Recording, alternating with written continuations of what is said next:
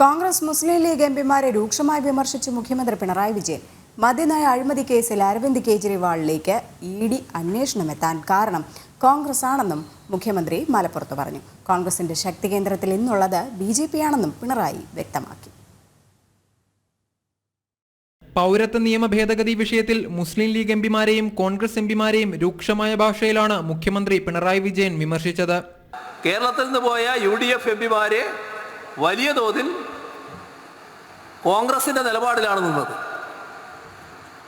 അത് Indian union മുസ്ലിം ലീഗിന്റെ എംപിമാരടക്കം കോൺഗ്രസുമായി യോജിച്ച് പല കാര്യങ്ങളിലും നേരെ ചൊവ്വയുള്ള നിലപാട് സ്വീകരിക്കാതെയാണ് ഇരുന്നത്.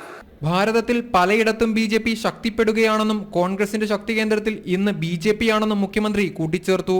കോൺഗ്രസിന്റെ ശക്തി കേന്ദ്രങ്ങളായിരുന്ന പല സംസ്ഥാനങ്ങൾ BJPയുടെ ശക്തി കേന്ദ്രങ്ങളായി മാറി.